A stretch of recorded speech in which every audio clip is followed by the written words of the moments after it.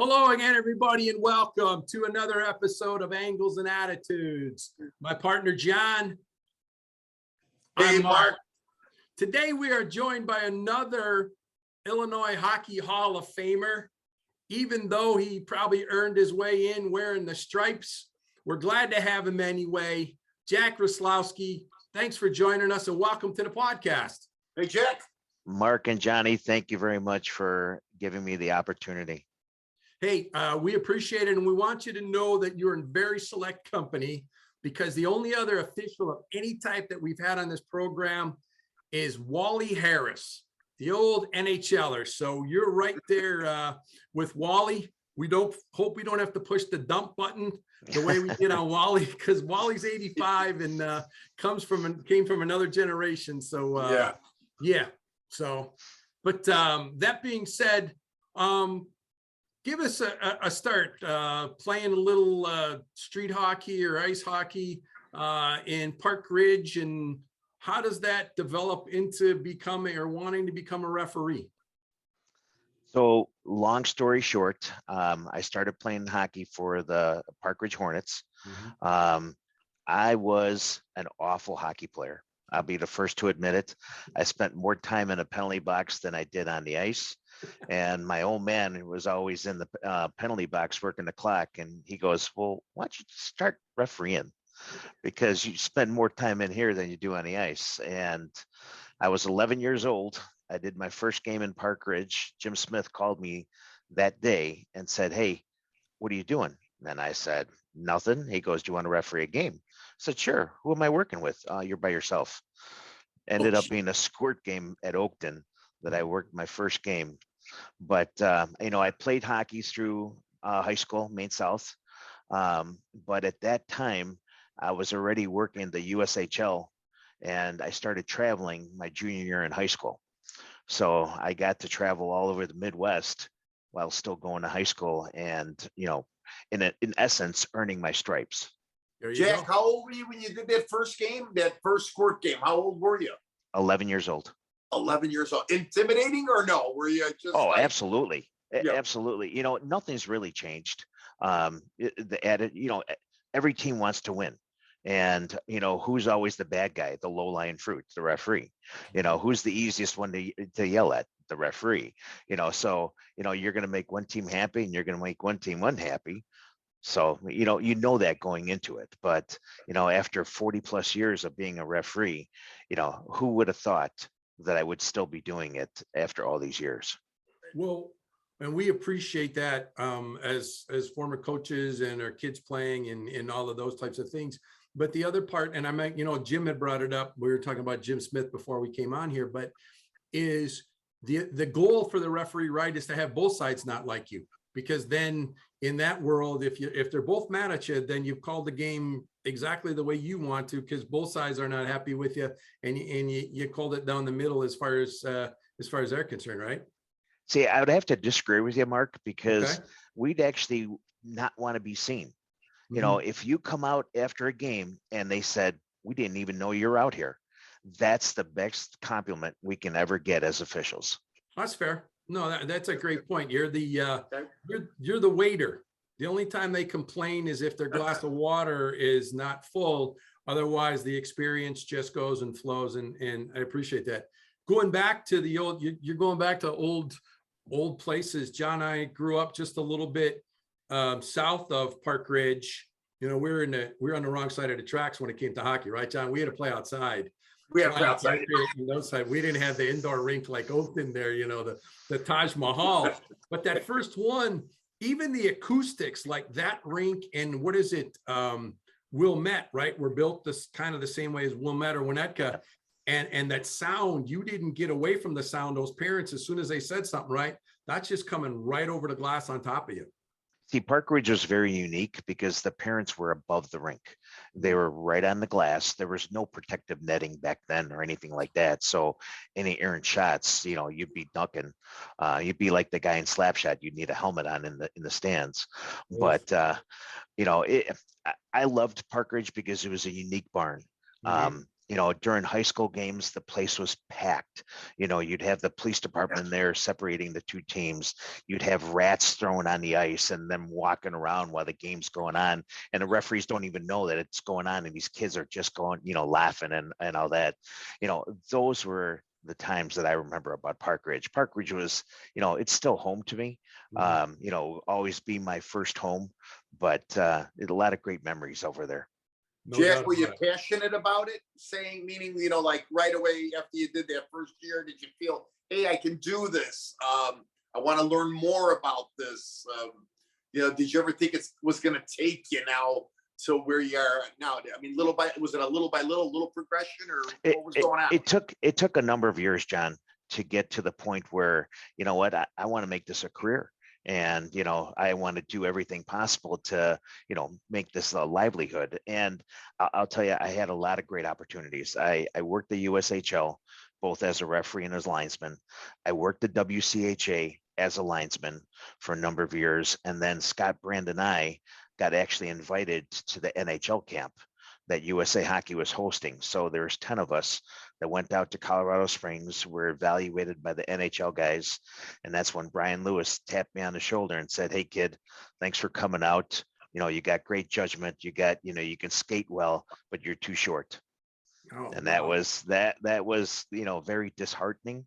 And, it's something that you never want to hear, but, it was a good wake up call because, I've got a great family. I had got a great career. There's a roof over our heads. There's food on our tables. We've been blessed very well.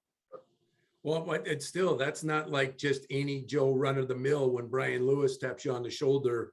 That's that's officiating royalty, regardless of whether or not the answer or the discussion you had was something you wanted. That's still something quite impressive to be able to put on your resume in that regard. So that's pretty neat. But going back, buildings, I remember, John, when you had the older kids, it always seemed that you got that locker room upstairs at Park Ridge, and the game never started on time.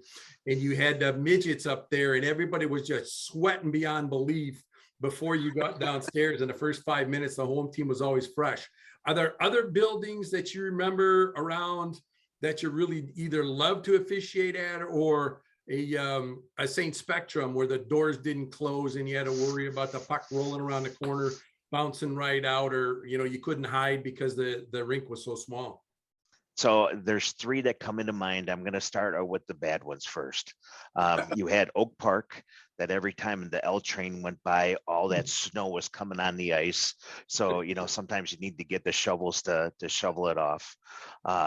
You mentioned the St. Spectrum. We actually used a different word, and I want to keep it, PG for this.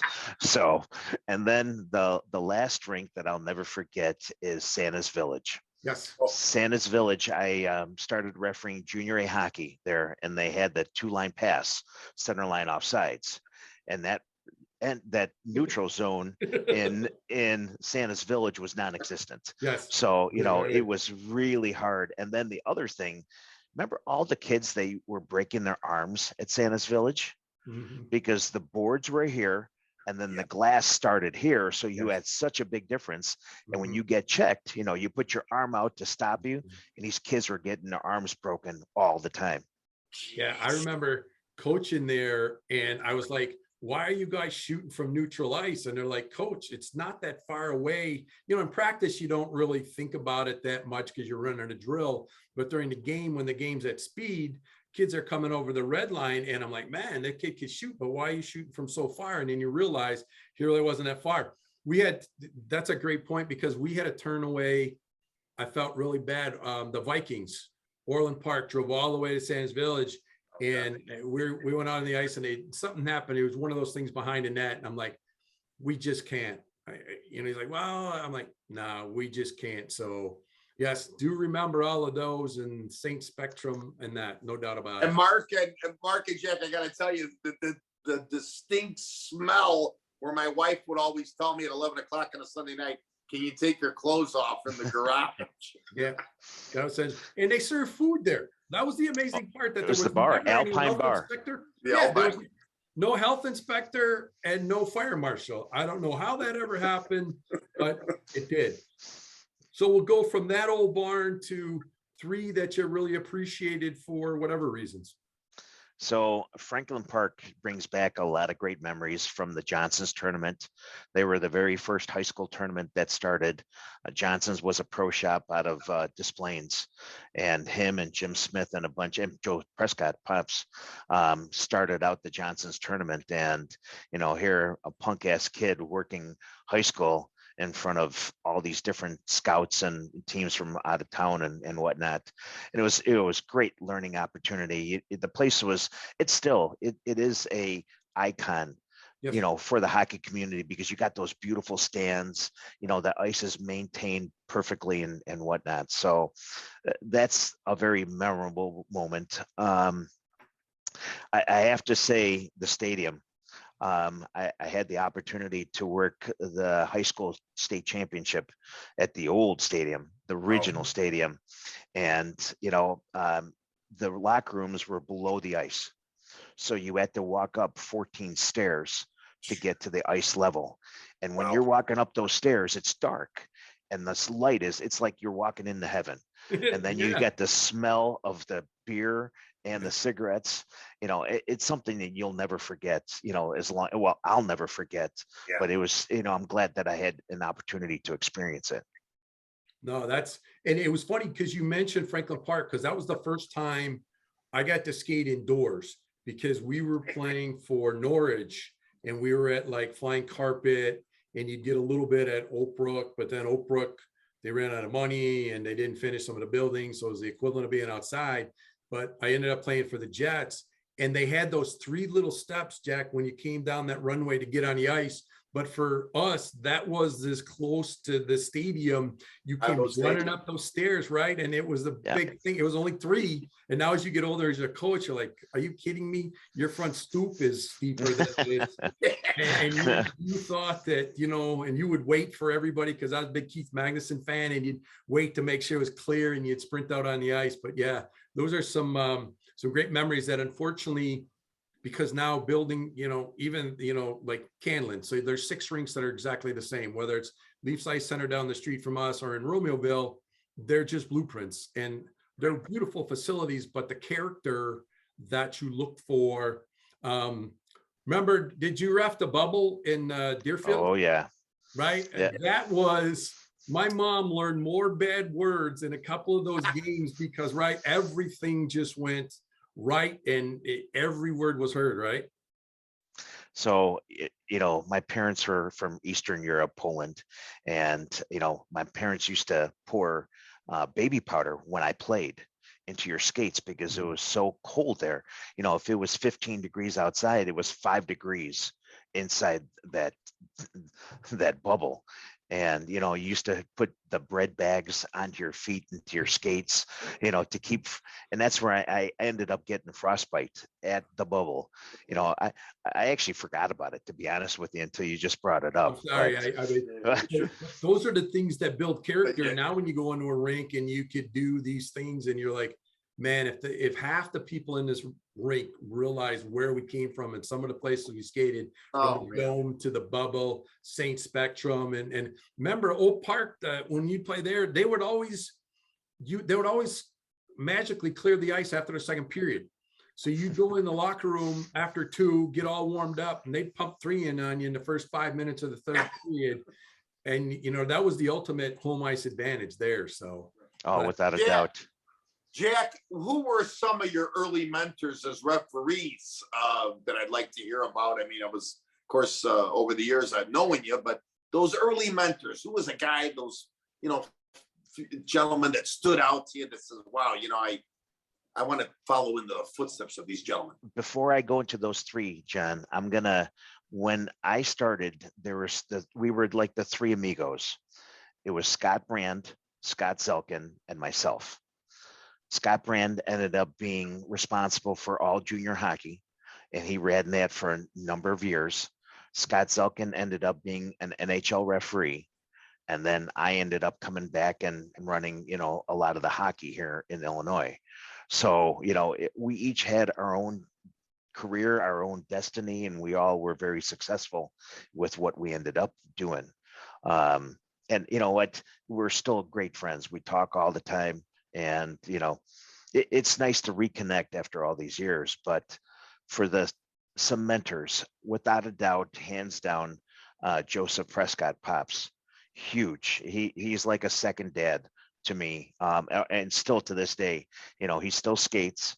And we try getting out at least once or twice a year and work a game together, and of course have a pop afterwards. So he was a huge one. I want to say Kenny and Don Olenek gave me my first break in high school hockey. They said, you're working a game at 7 a.m. in Wilmette, and if you decline that game, you pretty much weren't working for the next 6 months, until the following year. So you were traveling all over Chicago, wherever there was a game that you'd be working. And that's how I ended up working a lot of your games, John, out at Polar Dome, because of, the high school league and all that. So he was a huge influence on me. Unfortunately, I have more than three. Dick Sharp, guy from the South Side, he was taller. Well, I'm short. So Dick was over 6 foot tall. The respect that he got from the Catholic League was second to none. The guy knew the rules. He knew what he was doing. He had the respect from everybody. So it was a great pleasure for working with him. And then going local, you had Neil Levin. He was an up and coming referee, worked semi-pro hockey with Jay Jacobs, Mike Carter. These are all guys that have been around. John Surza, John still is refereeing. Unfortunately, he took a pretty hard hit this past year and ended up having his shoulder separated. But John still is probably one of the best referees right now in Illinois, hands down. Well, you brought up one of my favorite guys. We hung out at the Leafs Ice Center for many years after it was built. We, came from the Chargers and did a lot of what the other people did. But I would be incorrect on my part if I didn't ask for one or two Pop stories, because he just lights up a lobby. People gravitate to him. Give me a story in a game or something that you were working with them where you just kind of had to shake your head and go, that's just Pops. Mark, nothing will ever surprise me with that man. Nothing. I will tell you that every year, even to this day, he does. The most recent story, I work high school hockey up in Wisconsin. So does he. It's the Federation. So their rules are a little bit different than USA Hockey. And, they're a lot more strict on penalties. We were there. It was a Sunday game. And the lady that was trying to work the national anthem, because they play the national anthem before every game, which is probably one of the, that and the handshake are the best traditions in hockey. And she couldn't get the national anthem to get going. Next thing you know, you hear, and he belts off this national anthem. I look over, I was just like, holy crap. Oh, that's great. And when he was done, everybody stood up, giving him just a standing ovation. Wow. Oh, that is so cool. And That's him. Yeah. I could see him coming in his green suit, walking to center ice, singing, and then going, hold on a second, warm up. I'm going to go put my stripes back on, and I'll be right back out. And he'd get the same. That's phenomenal. See, those are the characters that the game brings out. And we've been fortunate enough to talk to some former NHLers and get those types of stories that sometimes I think the game misses. The characters, they're not perfect. They got little quirks to them, got some bumps or some warts, but that's what makes it beautiful, right? Working those types of games with those types of people. I'll tell you, you'll never meet a bigger hockey guy than Pops Prescott. Yeah. Hands down. The guy is hockey 24/7, and he always does what's right for the game. Not what's right for Joe, not what's right for the Chargers, Leafs, whatever. It's what's right and fair for the game. He may dislike somebody, but he's still going to give them the fair shot every single time he laces up those boots and goes on that ice. He's like neutral. You said it, Jack. He's just, he's all about the game. And I'm sure you've taken so many experiences from him into your career, correct? Oh, without a doubt. You mentioned stories. So I've worked with Pops so many games I can't even count. If you ever see him unbuckle his helmet things are not going well. Hands down. So, we were working a game up in Wisconsin again. This was up in Milwaukee the day before the Super Bowl. And the kids just were not behaving. They were, pushing every single button that we had. And the coach starts going off on him, blows the whistle, unbuckles his helmet. And then next thing you know, they are into a discussion, we will just say. And we needed a referee to go in there, kind of separate them, going, all right, boys, we got a game going on here behind us. Let's finish this out. Oof, it was not a good scene, but that's how Pops is passionate about the game. He wants to do what's right. And then, when you got a kid or somebody that's acting, it's gonna be clean, like a jackwagon, he takes that personal, because integrity to the game is second to none to him. And the game. Yep. And that's what he's Disrespecting there the to game. maintain the integrity of the game. And there's where you're back to that. He does a game, and that's one of the things that I always appreciated about him was, if you approach an official the correct way, you can ask for an explanation. You don't have to like it, but you just need to be able to, and you conduct yourself in a certain way that your bench stays in order, that the kids see you provide respect to the official. And if there's going to be a discussion, it'll be handled in this way, and it won't, any other way won't be tolerated. To that end, obviously the pace of the game, being able to move the game along and not control the game, but move the game to where everybody stays in the game and there's not that standing around. And that's when the trouble starts, and, the pushing and the shoving, and everybody gets kind of frustrated because the game doesn't have a lot of pace to it. When did you as an official kind of go, okay, I have this? You felt like that moment where you're like, okay, I can tell somebody something. Hey, move the puck. Hey, next time you do this, I'm going to have to call this. Was there a point in time in a game where you're like, yes, I got it. It's clicked. And now I'm on the rails? I got to go back to Pops Okay. with Prescott, and because he's the one that's been mentoring, he's the one that's been coaching me as an official. And, we had a lot of discussions. Actually, there's two people, Pops and my dad. My dad used to go out to every single, sorry, No problem. he would go out to all our games, both my brother and I. And he always sat in the corner, and regardless, good game, bad game, we get in the car, we're going home. And this was even after I was married. And he would go, "You really suck today." I'm like, what are you talking about, Dad? And he goes, "Your judgment was off. You weren't in position. You were a body out there. You weren't a referee." And, that's what made both my brother and I truly where we are today, because of people mentoring us, and that's what all referees need. They need somebody to say, hey, tap you on the shoulder and go, and you can't do that. You got to treat people with respect. Speaking of respect, there was a situation that happened really early in my career. V. LaCroix was on the bench with the Charger team. And the game was out at Rolling Meadows, the old barn on Meadow. Owl. The one on Owl? Yeah. And Sports complex. Yep, that's it. And we had a disagreement of V and I. And afterwards, V wanted to talk to me. And I said, I'm not talking to you. And my dad goes, no, you are talking to him. And V and I ended up having a conversation. After that point, we became really good friends as a result of my dad saying, no, you are going to talk to him.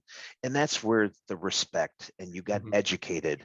I always tell referees, it takes a bad situation to make you a good referee.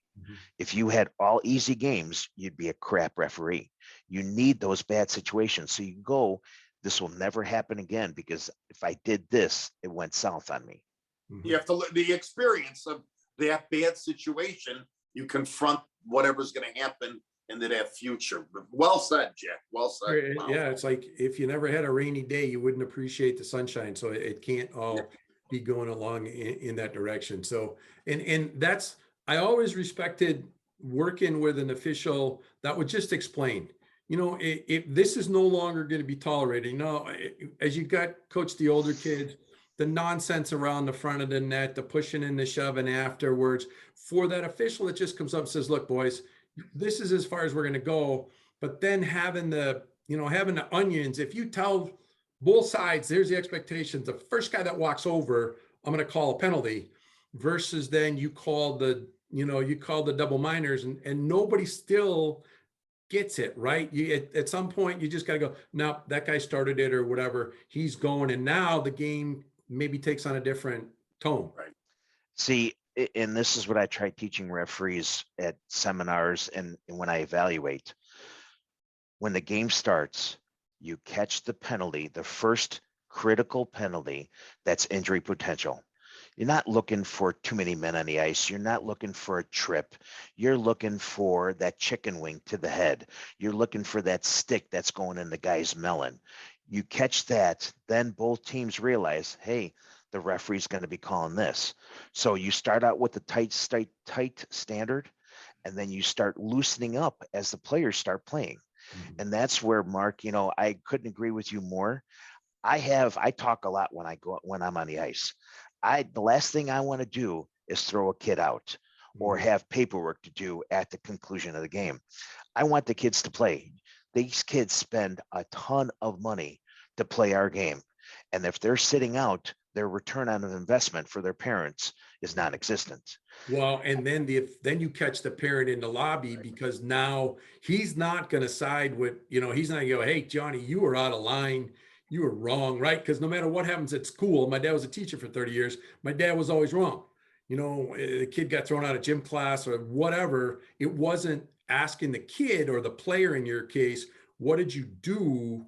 The official screwed up. It's the teacher's fault. And then Right. you unfortunately continue to reinforce that bad behavior, and the kid doesn't have a sense of accountability on the ice, that no, this is not going to be tolerated. And I watched a lot. My son had U16s and U18s this year. He helped coach, and I saw a lot of that, where an official makes a huge difference, especially in a U18 game, setting the rules down. No, that's not. And then you can play the rest of the game. Or you can get into a situation where the coach gets suspended by the end of the first period, because there's 12 penalties every time you turn around. And now the game is just, a bleep show for the next 36 minutes. And then Right. you get power plays and you can't ice the puck. And it just becomes, oh, mercy. That is just tough. That's a tough watch. So that kind of leads me into the next question. In terms of some of the rules, are there rules that, it's a hard question because I don't want you picking sides, but like trying to keep the game going, I'm still struggling with the no icing. You win the puck as an 18-year-old, you battle your brains out in a corner on a PK, you're killing a penalty. You outwork two guys in the corner to win the puck, and now you got to throw a 9-iron to center ice to hope it stops, or you ice the puck and they're right back in your end. So, Mark, truth be told, I do not agree with the rule changes that USA Hockey passed 2 years ago. I don't agree with what the coaching section and the player section, wanted to do player development with these new rules. And that's one of the other reasons why I work high school hockey in Wisconsin, because they still have the old rules. Mhm. They give referees the option, instead of having to go at 2 and 10, we can just call a 2-minute minor for some of the penalties. Yes, check from behind is, a 5 and we can issue a 5 and 10, a 5 and a game disqualification in for the federation. But USA Hockey, it ties the officials' hands, Mhm. saying you can only call a 2 and 10, 5 in game, or match penalty for a lot of these penalties. And the thing is, I don't want to throw a kid out. I don't want to make him sit for 12 minutes. So early in the game, as long as it's not too violent and the kid's not truly hurt, I will call a 2-minute minor for cross check. I'll call a 2-minute minor for rough, and have a discussion with the kid and the coach going, don't do this again, because it's not going to end up well for you. And Expectations. exactly, you mentioned it earlier, Mark. When a coach wants to have a discussion with me, I have a lot of respect when they go, hey, Jack, what did you see? I'll tell you what I saw, Mhm. and then we can have a discussion. Screaming at the top of your lungs is not Yeah. going to get you anywhere. It's all about Yes. being being a blue line lawyer, right? All those guys that want to stand on the bench and berate you, that's not going to work. Don't even, that's foolish in that regard. And it's funny you should say that. We had a situation back in the day. I had a girls team up in Wisconsin, and it was an overtime game, and it was a shootout, and the kid clearly scored. It was actually a boys team we played, and I'll never forget. They came in, and his coach wouldn't let him touch the trophy. We're playing for the champion. I'm like, all right, whatever. But they scored, and the kid just goes like this, no goal. Well, I don't know what he saw. Puck went in the net, and everybody's going crazy. I finally called the kid over, and I said, "What'd you see?" He goes, "I think on second thought, I think it went in the net." And the call went against us. I said, "Well, then that's what you have to call. Then it's a goal," because I knew it was a goal, and I felt bad for the kid. I said, "It's a goal, then go ahead and do it." Well, unbeknownst to me, just like you, his dad was standing right behind me. So they win, the other team wins, and we go out in the lobby, and his dad stopped me in the hallway. He goes, "Thank you. No one would ever do that for my son." Now, I don't know how that's going to change the way he officiates from here on out, but for Right. you to make him make a call that ended up losing you the game, but I was able, just like you said, stop for 1 minute, put all the nonsense to the side, explain to me what you saw. And he's like, I think I am pretty sure it went in. I'm like, all right, it's a goal, and we're going home. We're in second place. We'll shake hands and we'll go home. But his dad, that's what struck me. And to this day, his dad said, "Hey, thanks. No one has ever stood up for him because usually Yeah. it's all throwing his stuff at him." Mark, I want to ask Jack a question. Jack, do you see modifications with this with USA Hockey? I call this the experimental stage, what Mark brought up with the icing and all that. Do you see it going back, or do you see them sticking with it? I can't answer. Every time I thought they would be doing something, they always surprise me. I just want to go to that last point. Mark, you and John have a lot of integrity. You guys have always had a lot of integrity in our game, and that's why you're going to do what's right, not what's that get the W in the win, but you're going to do what's right for the game, and that's why you guys are so respected, around the hockey community. Well, we appreciate that, but it's Thank funny, you, and I have to Jack. tell one other story. My son, blue line lawyer, he played ACHA, and he probably almost won the defensive scoring title because he led the league in secondary assist. He didn't even have to be on the ice because, right, ref in college, right, you had to come up for warmups. He spent more time talking to all the officials during warmups. I think he passed the puck twice, and he got to know everybody by name, and then because of the region, you got a lot of the same guys. And he told me a story once. He's like, "Dad, I got an assist. I wasn't even on the ice." I said, "What are you talking about?" He told me after the game, he goes, "I missed the penalty. Give me the score sheet." And he got a secondary assist on whatever it was. But it was because he dealt with the official in a respectful way all the time and never was, just like from John coaching kids, you set the precedent for the kid that the referee is out there to help this game move along and be fair, and they're not there for you to be belittling or screaming or Right. yelling it and that. Right. So, but back to your point about trying to get those kids, it's, even if you're not right in your decision, if you have it with conviction, you can sell it to the benches. It's when you look at that offside and you kind of blow the whistle. And even if it's a bad call, the benches appreciate you made the call, and we'll work on whether it was right or wrong. But there was a level of certainty, I guess, for lack of a better term, that you show, and the benches appreciate that. You're a salesman. You're a salesman on that ice. And if you have any hesitation, they're like sharks. The coaches, the parents, the players, Yeah. they recognize it right away, and they're in your mug right away Yeah. because they see it. They see that you're weak and that they're going to try getting the call changed or reversed. I always, when I teach, I go around to a lot of the high schools and organizations and do the preseason talk.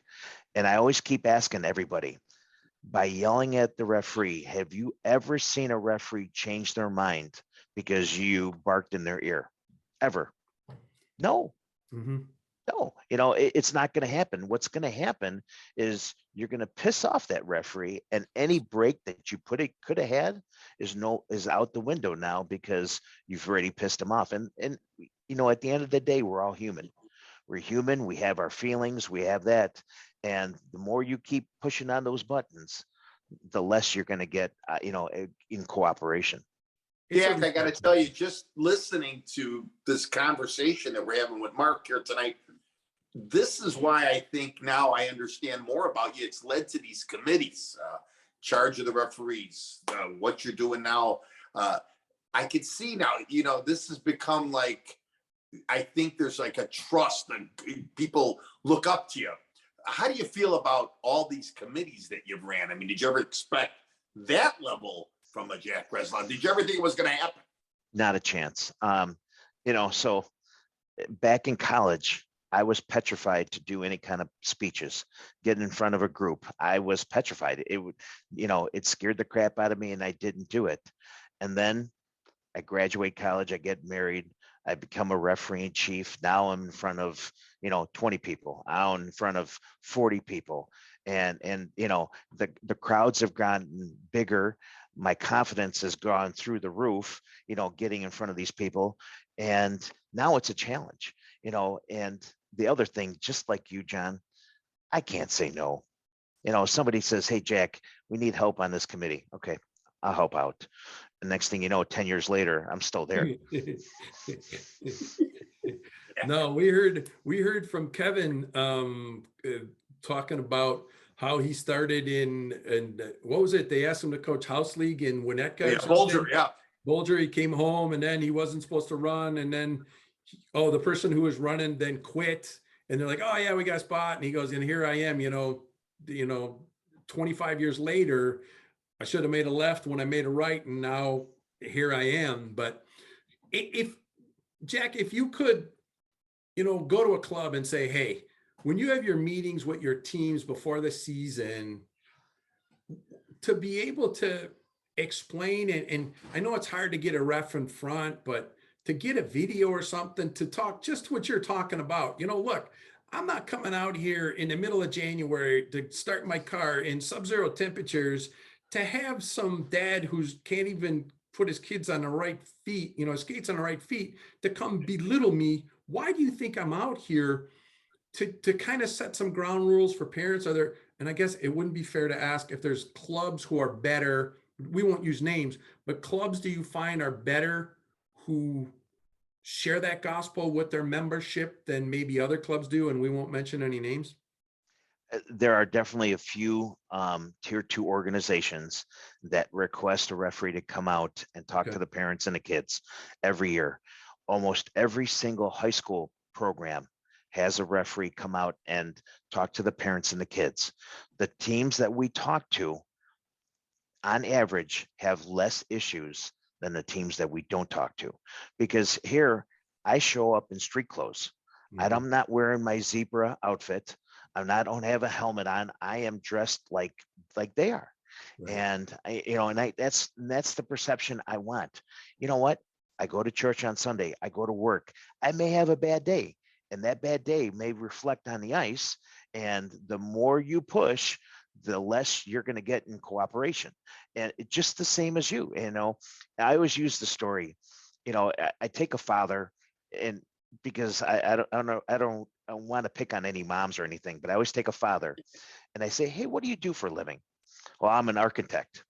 So how would you like it if I say, those plans suck? What are you doing? What are you thinking? This is awful. And he's like, it's taken back. And he goes, that's what you guys do to referees. And then I say, put your child into that referee suit. And are you going to yell at your kid like you yell at me? Mm-hmm. And then that's when it hits. And with that father, it stops. Oh, it's a great point. Because even, you remember center ice, right? The one rink you're right above and you're just screaming down, and kids are 12, 14 years old are going, I can make more money at McDonald's or I'll clean clubs at the local country club, right, and make more money in tips and not have some idiot yelling at me. But you relayed the story about going to church. I can't remember, a few years back, I'm sitting in church over at St. Mary's in Huntley here, and I look over, and there's an official, and I'm like, oh man, you know, and so 2 days later, what ends up happening, he's calling our game, and I'm just laughing, and he didn't see me at church that day, and he comes over to the bench, and he's like, what are you laughing about? I go, I can never yell at you again because I saw you in church, and I realize you're a human being, and you're probably a pretty good one because on Sunday you were in church. And he just busts out laughing. He goes, that, well, too bad more people don't see me at church, I guess, then, because my life would be that much easier. But it just, you struck that chord when he says, I'm like, oh man, how can I yell at him now? He's just like one of us. So Exactly. Yeah, I gotta tell you, those were great days when you and a guy by the name of Terry McLaughlin would come out to the high school thing and set us straight of what the guidelines were to be. So I really thank you for bringing that up, because I don't know if that still goes on, but I remember every October after the teams were picked, it was either you or McLaughlin telling us that you would come to a meeting. Johnny, I still do about 20 of those speeches every year. Wow. Hey, did But you you know, ever- it's a passion, Yeah. getting out and sending the message out. That's more important than anything else. Saying, hey guys, don't do this stupid stuff, because it's not going to get you what you want. Just go in the box. Let the coaches ask the question. Mhm. Parents, you know what? Say your piece and then shut up. Because Yes. the more you act up, the less you're going to get. So That's great. Hey, us Eastern Europeans have to stick together. Did you ever want to throw Kanena out, not for what he said, but what his hand said? Did you ever think you could throw a guy out for nonverbal abuse? Johnny was always very respectful. I've never had any issues with John. I know when John coached DePaul, and you had who was the guy that was with Ahai at the time, lived out towards Bloomingdale. He got a little animated with me every once in a while, but John always kept his even keel. Yep. I can't think of the guy's name. I think you were a calming effect on me. I gotta be honest with you. I think I knew that, okay, we have a great referee here tonight, and you had to be prepared for Jack Raslawski. You really did. You had to know your game. But it was just a matter of expectations and then just abiding by it. And that's what's fair. If you cross the line and you know what the line is, then shame on you. You deserve whatever it is that's coming to you, 2, 5, 10, whatever that is. But the problem that coaches would have or players would have, and you understand that, Jack, was just simply they didn't know where the line was, because in the first period, and there was always that NHL thing that what's a penalty in the first period is not a penalty in the third period with less than 5 minutes to go in a game, because the referee doesn't want to be a part of the game. And that's probably, I would think, one of the tougher elements in your game to, like you said, I don't want to be a part of the decision, but do you look at it and go, hey, I had no choice. That call had to be made. That wasn't me. That I just had to call what had happened. So it gets me thinking on two things. Mark and John, who you see today is who you see on the ice. Mhm. That's the expectation that I want to always perceive. So you hit somebody in the head with a high stick, you're always going to get a penalty. You do the same thing with an elbow. Now, in the last 4 minutes of a game, if it's a close game, I'm going to let you guys decide the outcome of that game, because again, I don't want to be the outcome. I never want to be the outcome. And unfortunately, in my 40 years, I've been the outcome 3 times. And the first one has stuck with me to this day. I was working a Bantam State game. It was the Flames versus the Huskies. And I called a penalty on a Husky kid. And of course, the Huskies lost. That kid comes right out of the box at the conclusion of the game. You lost our game. It's all your fault. And Mark, I was devastated. Because we're always taught, don't be the outcome, don't be the outcome. And here I was the outcome. And that's a tough. And again, that human thing, when you go home, you get in your car, there's probably nobody getting in the car with you, where mom and dad get in the car with Johnny and they can badmouth whomever, or they can celebrate together. but you're on the ice the whole time by yourself. Obviously you're working with a team, but when you get in the car, that's another one of those things that I'm glad, unfortunately, that you had to, but I'm glad that you did share, as people will watch this over the next couple of weeks, go, hey, again, you know what? Never thought of that. And if it's some of those things that through you coming on today and some of the other, your other appearances and speeches and all, that people, more and more people walk away with, wow, he didn't want to be, and John knows in our business too, people complain and go, and then you go to him, I got up this morning and I thought, what can I do to piss off my best customer today? And the guy kind of looks at you and goes, well, that's silly, isn't it? You're like, well, that's the same thing that you're selling, Jack, to a parent or a coach that says, I didn't get into my car in sub-zero wind chills just so I could get the coach from the Jets mad at me tonight. I got better things to do with my time. I'll tell you, that's getting that message across is so important. Yeah. You will find a small majority of referees are harder on themselves than anybody else because they have that hour trip home. And that entire hour trip home, you're playing through your mind. Well, what if I did this? Would that have changed the outcome? Or if I did this, would that kid have not gotten hurt or something like that? The one great thing about being a referee, we have the best seat in the house. Mhm. Hands down, we are in the action.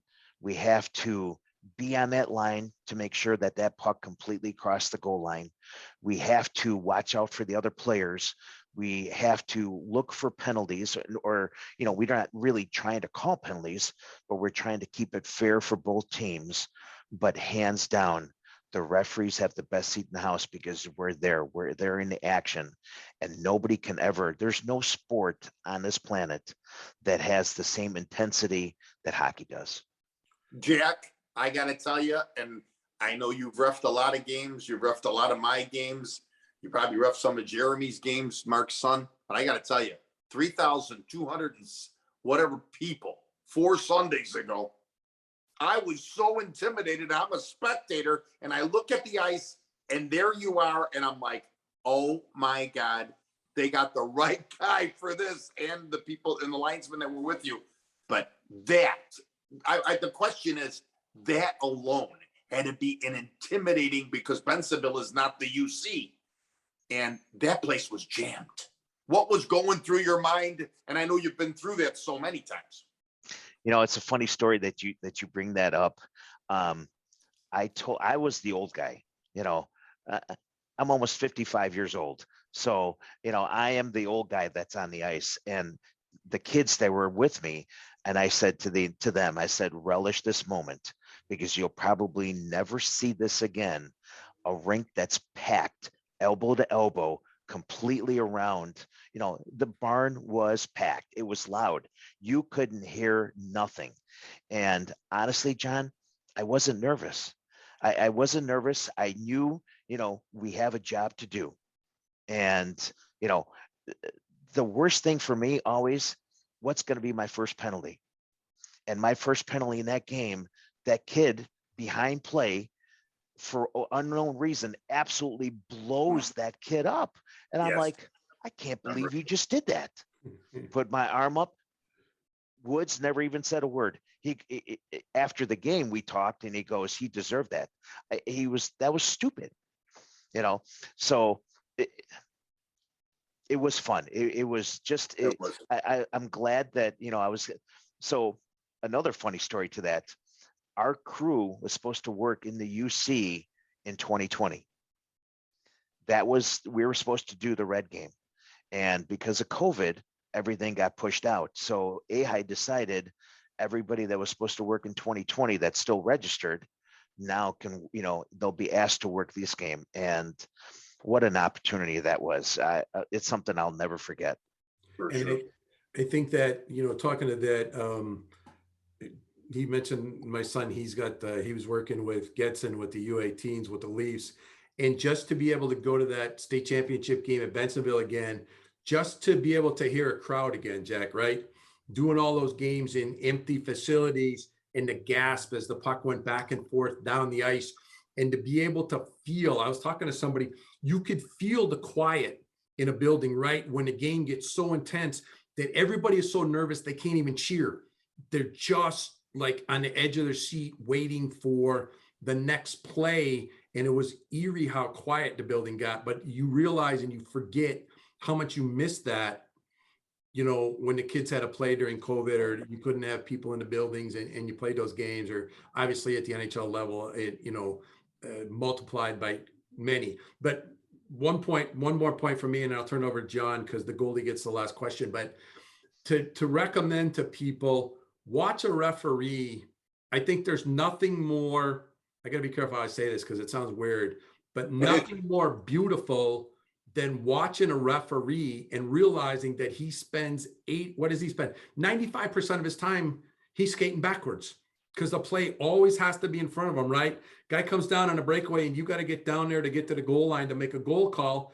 You're skating backwards because there still might be something that goes on before the puck gets to the net. That to me is just an amazing feather in an official's cap, and people don't realize or appreciate. Just watch that official skate backwards for that large percentage of the game. So in the 4 official system, the referees actually skate backwards more than they do forward in the 4 official system. Now, unfortunately, in the 2 official system, it's too hard. The game's gotten too fast, and a lot of leagues can't afford it. So they've reduced it down to 2 officials. And now, you only got people skating forward because they're trying to get in position on that goal line to make sure that they're there before that puck crossed the goal line. So, but I was a defenseman, and the thing, they've always taught me, skate backwards, and that's where it's just become second nature. Well, and I got caught. We went to John. We had Jason Shavers on, the Wolves play-by-play guy, and he was nice enough to drop a couple of tickets, and I went to a game. And I got to be honest, I watched the 2 referees more for a longer period of time than I watched the game, because I also watched them switch to which guy was down at the goal line, which guy was out high, and then it wasn't always the same guy in the same spot. But like you said, they're backwards in the 4-man system, backwards all the time. And it's a really beautiful thing to watch that team work together, because if they're doing it right, and you know it better than anybody else, everybody's always in position. And I guess maybe that's another one of those things that people don't understand and appreciate about the officials working as a team, and how, if they don't, how it can negatively impact the game. Without a doubt, that's a key point. We live and die by the sword. We're all shine, or it's going to be a bad day for us.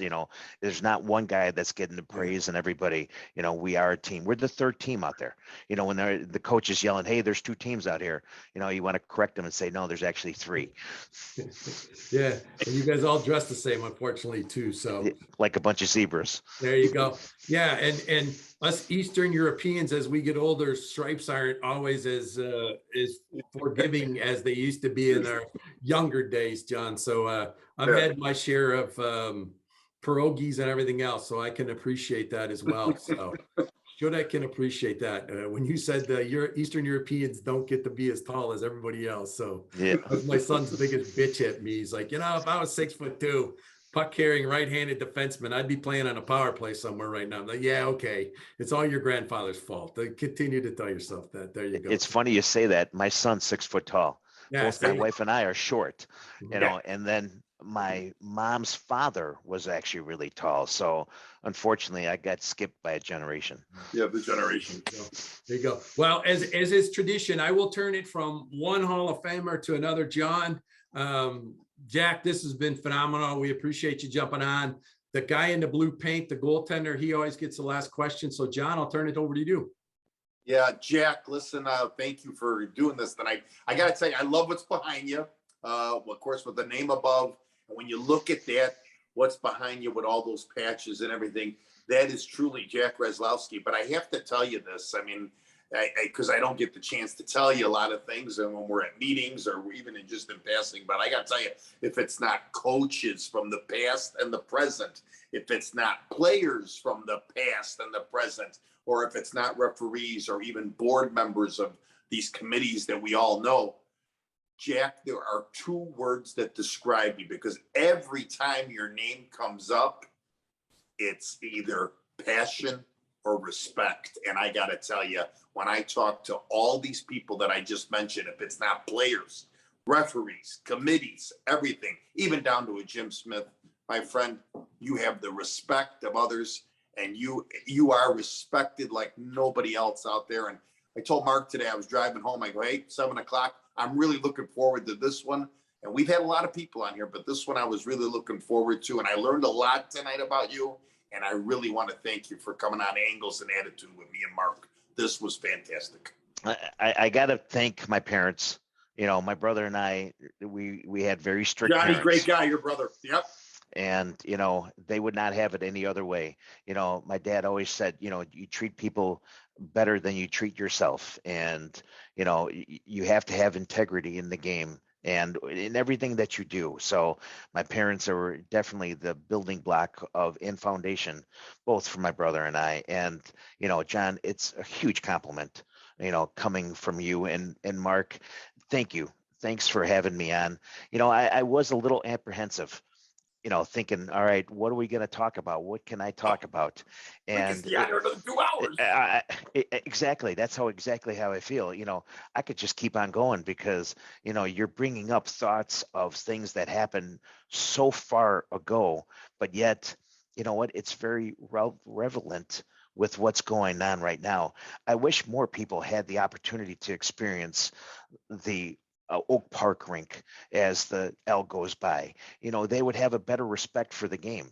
Now, you know, you go to a lot of these rinks and they're serving alcohol and all that. And, you know, so now these people, you know, are somewhat intoxicated as they're watching the game. That's not hockey. You know what? Hockey is cheering out your kid and saying, hey, great job, or disciplining him, saying, hey, you know, you hit that kid from behind, you know, you could have injured him. He could be paralyzed. You know, that's what we need more of nowadays. You're exactly right. And you talk about just like with John's parents and the immigrant and all of our parents, and we could go on. And we're going to get you on for another Yeah, you're coming back, interview Jen, because for sure. we haven't even talked about disabled hockey and special needs and all of that stuff that I was able to work some games at Leafs Ice Center, carrying bags around when Mike Durkin, we had the disabled festival there, and that's very near and dear to my heart. So that's why we had JJ and Jim on, and we're going to continue that discussion next time we have you on. But little things like the game now, to me, is the Saturday morning at the rink watching a mom pulling her kid's wheelie bag. I'm like, what? Whose bag is that? Does Patrick Kane's dad carry his bag for him? And the little kid will look at you, and a parent will sometimes get offended, like, what are you doing? You need to set that now that you drive them at 8:00 in the morning, you dress them, you carry their bag. It's like, no, that's not what this is all about. You learn about life through this game if it's done right. And you're a perfect example of that, Jack, and we appreciate that. So again, to John's point, thank you very much. And I'm glad you enjoyed it. And we will look to have you on maybe in the summer or something like that. And we can talk about some of those other things that you're just as passionate about and are near and dear to your heart. Got a deal? Count me in. Absolutely. You got All it. right. Thanks, All right, Jack. Jack. All right. Thank you. Good night. Thank you. Thank you. Bye-bye. Good night.